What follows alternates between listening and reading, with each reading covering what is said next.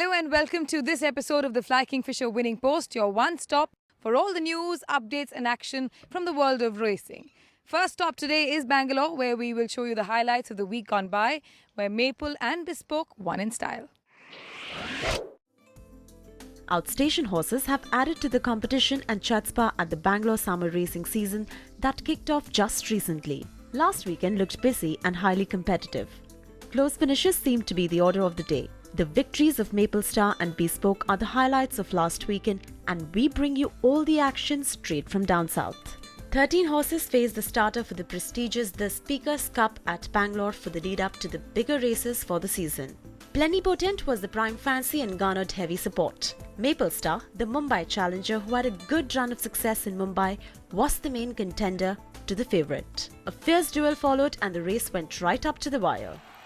They are off and racing for the Speaker's Cup to an even break at the gates. And as they settle down to race, Bryant Park on the outside shows up from Indian Bolt. Then comes Plenipotent making a headway to being well in touch with the leaders. Then comes Maple Star very close behind. Then there is a super surprise on the outside, Lad King. Very close behind them is Ice Mint towards the inside rails. Then comes Silver Scepter. After that there is Six Gun Smith. Then there's Bala's Glory and Magnitude, as they're all bunched up together in the rear as they pass the 800 meter marker. Bryant Park still the leader from Plenipotent in second position. Maple Star is third. Then comes Indian Bolt. On the outside is Super Surprise. Then there's Lad King as they start to negotiate the home turn and straighten up for home.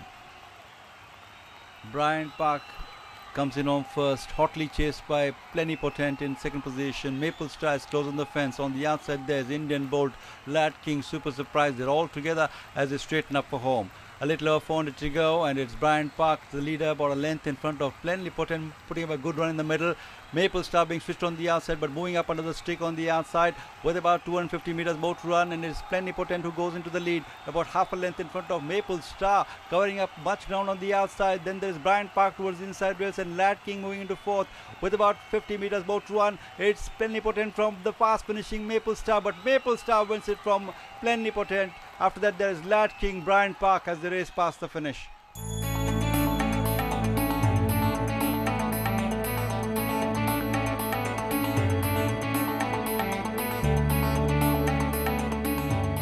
Dr. M.M. Ramaswamy's Maple Star with jockey Shrikant astride and trained by Karthik Ganpati, unbeaten in the last 4 starts, will now look forward for the filly's crown coming up in 2 weeks.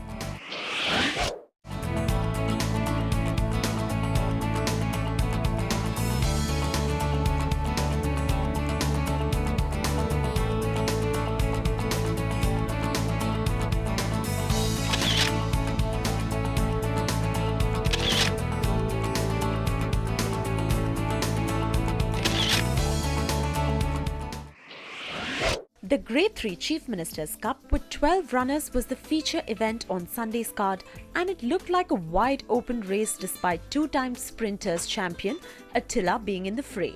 Dr. S.M. Roya and Mr. D. Khetan's Bespoke with stable jockey Neeraj Rawal astride, trained by Pacey Shroff, who had a streak of victories in Mumbai at the bottom of the scales, also looked the prime prospect with a tidy handicap. And where there are plenty of top-class talented sprinters, the excitement would always be electric. The Chief Minister's Cup Grade 3 to an even start by all the runners. And as they settle down to race, there's a rush for the early lead with a lovely kiss towards the inside rails, being joined on the outside by Bespoke. These two are about a length in front of Secret Punch. The Tanyan is up on the outside. In the middle there is Aristos on the outside successor. Very close behind them is Aristos, Rajasthan Royals. After that there is Attila in the middle. After that comes Caribbean Queen. Then there is Immense, and the back marker is Optimus Prime. And as they come past the 600 meter marker now, it's Lovely Kiss towards the inside rails. The neck up on the outside is Bespoke. These two are about a length in front of D'Artagnan in third. Secret Punch is on the inside rails. Then comes Aristos with about 400 meters more to run. It's Lovely Kiss now being passed on the outside by Bespoke, travelling nicely. half a length between these two. Then comes Secret Punch in the middle. On the outside is the Tanian. Attila making headway in the middle with about 300 meters more to run, and it's still Bespoke the leader, about a length in front of Secret Punch. Attila moving into third position. Lovely Kisses dropping back. The Tanian on the outside, but going for the line, it's Bespoke about half a length in front of Secret Punch, but Bespoke holds on to win the Chief Minister's Cup from Secret Punch. Attila is third. Then comes the Tanian as they race past the finish.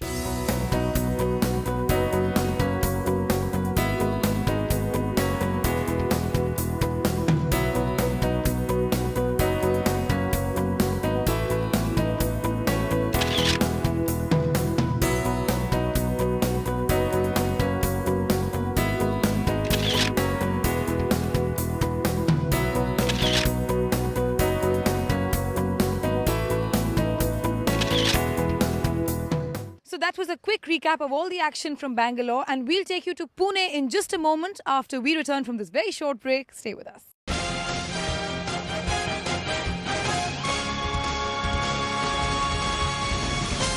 Welcome back to the Fly Kingfisher Winning Post, and the next stop in this week's journey is Pune and the Serum Institute of India, which recently played host to none other than Bill and Melinda Gates. The Winning Post team caught up with the chairman of the institute, Dr. Cyrus Poonawalla.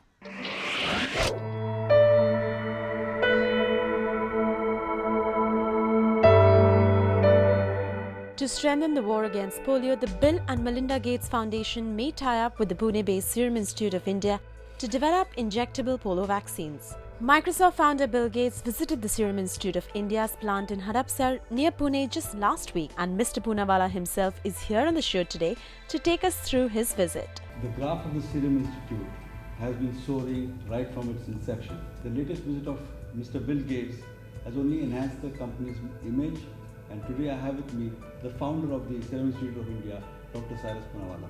Welcome to the show, Dr. Thank you. When was this visit of Mr. Bill Gates planned? About a month ago, we got intimation from the Bill Gates Foundation that during his visit to India, on the 31st, he would like to visit Serum Institute in the evening and then have a private dinner at my house and a serious chat on our philosophy on philanthropy and how we're going to take Serum Institute forward. What was the exact intention and takeaway of the meeting with one of the world's most benevolent philanthropists? Obviously, we could see the man in depth, his qualities of going into detail and not being superficial on every issue that he wanted to absorb during his visit at the laboratory premises. In fact, he was one of the rare visitors who we permitted to go inside the manufacturing facility where it was possible after proper gowning, and this was something that he wanted to do right from the moment he stepped in our premises.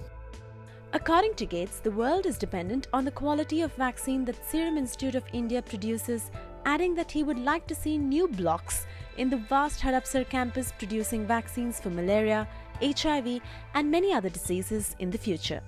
Prevention is better than cure, sure is the idea behind the collaboration of one of India's biggest business tycoons and Bill and Melinda Gates Foundation.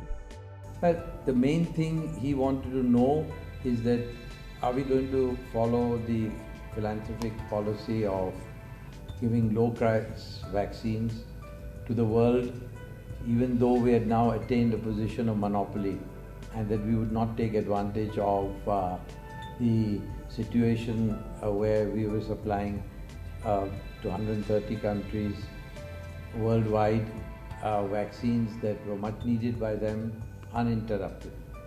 And that assurance I gave him that beyond oil inflation, we would try and hold our price line and not take advantage of and exploit the situation which Big Pharma have been doing. Cyrus Poonawalla gives the lowdown on the Health Ministry and Serum Institute of India's contribution for the underprivileged. The Health Ministry is doing precious little compared to the resources they have, and they are extremely inefficient. I have drawn the attention of this to the Health Ministry, and it's Mr. Gates who has had to come and tell them to use newer vaccines which he is prepared to donate. the health ministry can definitely do much more to save millions of children's lives that are going in default because the vaccines are available. And this is a complaint not only from me but from all the vaccine manufacturers, that there is a total lack of cooperation between the health ministry and the vaccine manufacturers who are ready to rise to the occasion and give enough vaccines for the country's use. The most significant point I want to raise to your question for the health ministry is that I've offered to donate millions of doses of various vaccines to them. They have not bothered to reply.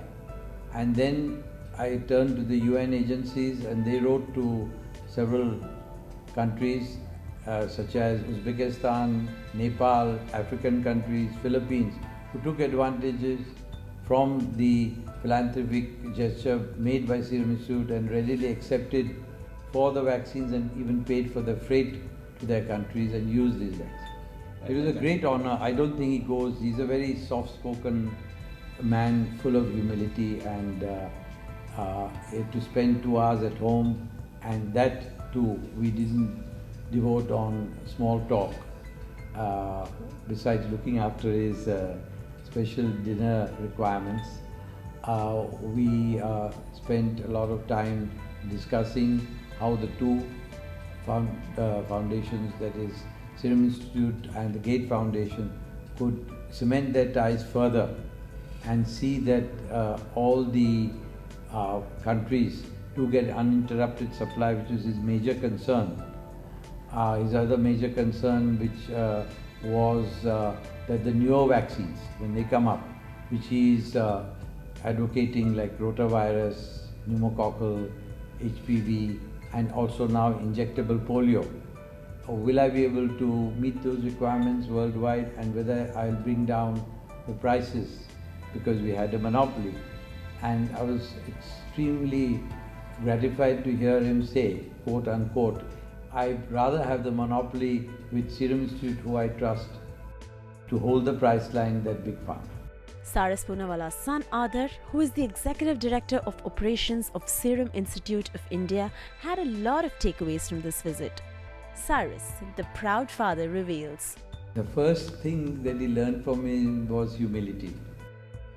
And that's something very difficult for him to implement, being a billionaire's son. And he has vowed to learn from Bill Gates to not only donate, but to try and spend time on the cause of saving children's lives. And this lesson, if he takes forward, he's got the world before him to, advocate all that Bill Gates is doing and probably take a leaf out of his brilliant career. Bill Gates stands out amongst other philanthropists in the world, according to Mr. Poonawala. Yes, he, in my opinion, and I don't think anybody can contravene that statement, is not only the biggest donor, but he has retired and sacrificed his whole life, 12 hours a day, relentlessly working, explaining to the various governments how important it is to give vaccination from birth. And therefore you save millions of children's lives, and their health improves in the first stage. Before you spend millions of dollars on protecting their health when they fall sick, prevention is better than cure. What is Bill Gates' impression about the Serum Institute of India? Well, it's embarrassing for me to proclaim that he was astonished that in a developing country like India there was a world-class facility, and that too in such numbers that could provide all the children's requirements worldwide in whatever vaccines we were making.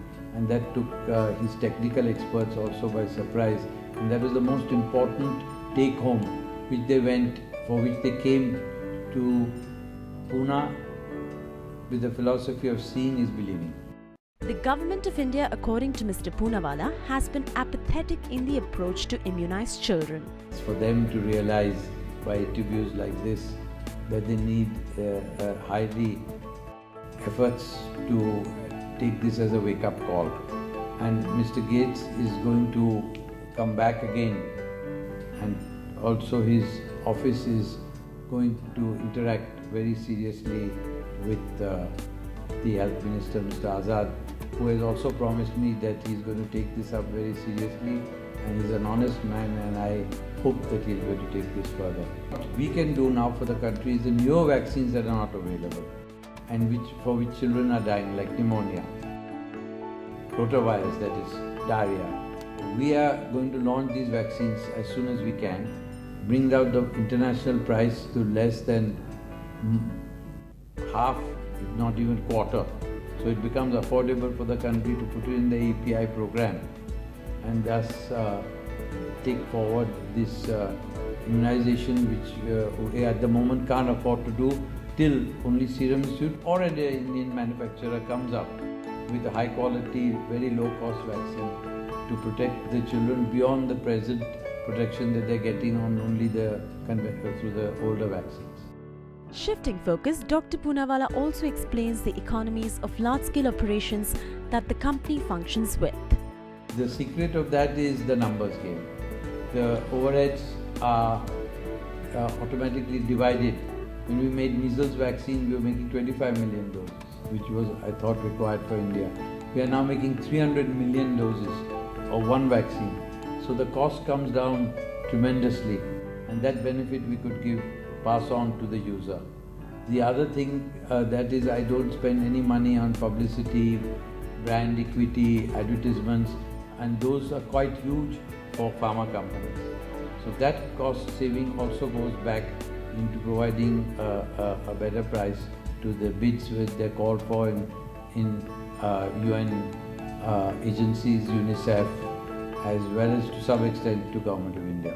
And of course, high technology, because this is a biotech company, and the higher yield you get from the same fermenters, the same media that you use, gives you that much more productivity, which is also a very important factor which drives all biotech companies which are successful.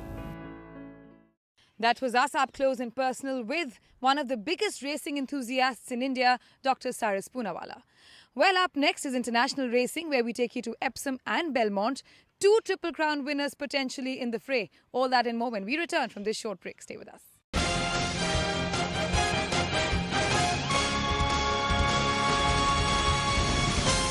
Welcome back to the Fly Kingfisher Winning Post. Time now to shift our focus to the international arena, and the first stop there is the Epsom Downs racecourse for none other than the Epsom Derby 2012. 19-year-old Joseph rode a consummate race aboard Camelot to win by 5 lengths as the Queen watched at the start of her Diamond Jubilee celebrations. Favourite Camelot won the Epsom Derby 2012 to keep its unbeaten record intact. His hero, a racing legend by Aidan O'Brien, was set off 8-13 favourite. The trainer's son Joseph sat towards the rear for much of the mile-and-a-half journey. He only began to make headway from outside of the field, rounding the home turn. His stablemate Astrology appeared like he had stolen the march on his rivals at this point. Camelot headed towards the final furlong only to finish strongly to win by 5 whole lengths, proving himself in much style. O'Brien has now saddled the winner of all 4 classics run in Britain this season. Camelot is now pegged to become the first horse since Nijinsky in 1970 to bring home a Triple Crown if he wins the Ladbroke St. Leger at Doncaster in September. 3 or 4 lengths from Astrology, and at the line, the father and son combination of Joseph and Aidan O'Brien won the Investec Derby with Camelot. Tied for second, Astrology and Main Sequence. In fourth was Thoughtworthy, then Bonfire Mick behind these. Camelot has won the Epsom Derby and is only the first horse since Nijinsky in 1970 to have a chance at the English Triple Crown. However, he's not alone in a bid to create history. Across the Atlantic, in America, is I'll Have Another, who has to beat 2 very strong contenders and clinch the Belmont Stakes to be the American Triple Crown winner. With the Kentucky Derby and the Preakness safely tucked away under his saddle, I'll Have Another heads to Belmont Park looking to make history in a bid to become the first Triple Crown winner, first since affirmed in 1978. However, his final leg in this journey to horse racing immortality is not going to be a walk in the park. He will have pitted against him 2 well-rested opponents who appear to be in fantastic form. Dullahan has plenty going for him entering the Belmont Stakes Grade 1. A Grade 1 winner at 2 and 3, even the score colt bypassed the Preakness Stakes in favour of the Belmont, giving him 5 weeks rest between his Kentucky Derby Grade 1 third place finish and the Belmont. Pedigree 2 is a strength for Kentucky-bred Dullahan. He's a half-brother to 2009 Kentucky Derby victor Mind That Bird, who finished third in that year's Belmont Stakes and second in the Preakness. As for Union Racks, this may well be a make-or-break race for the towering bay son of Dixie Union. Union Racks, a leading member of this 3-year-old crop since his 5 1/4 length victory in last year's Champagne Stakes at Belmont Park, has lost 3 of his last 4 starts with alibis in each one. In the Breeders' Cup Juvenile, Union Racks went wide and missed by a head. In the Florida Derby, he was boxed in traffic and finished third. In the Kentucky Derby, he lost his chance when he was squeezed back at the break. Looking to change his luck, trainer Michael has made a jockey switch from Julian Leperot to John Velasquez for the Belmont Stakes. We at the Winning Post believe that Union Racks can thwart I'll Have Another's shot at history.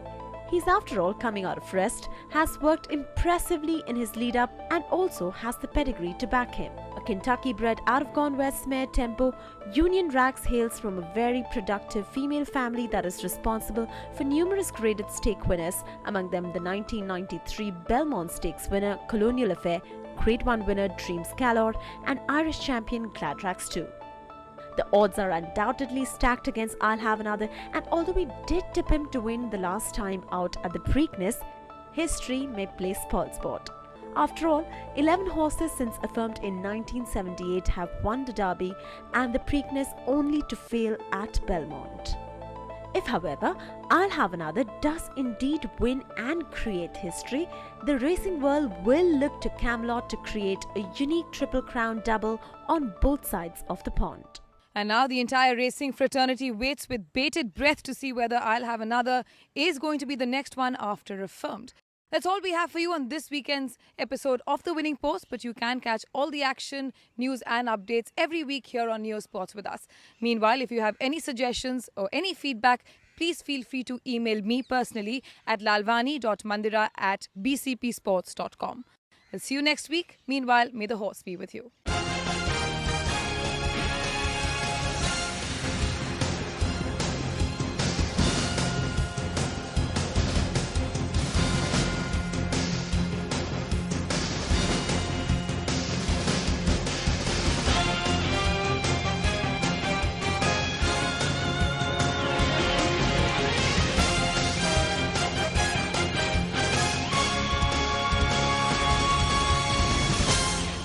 The Fly Kingfisher Winning Post is powered by the Serum Institute of India and Hirco Industries.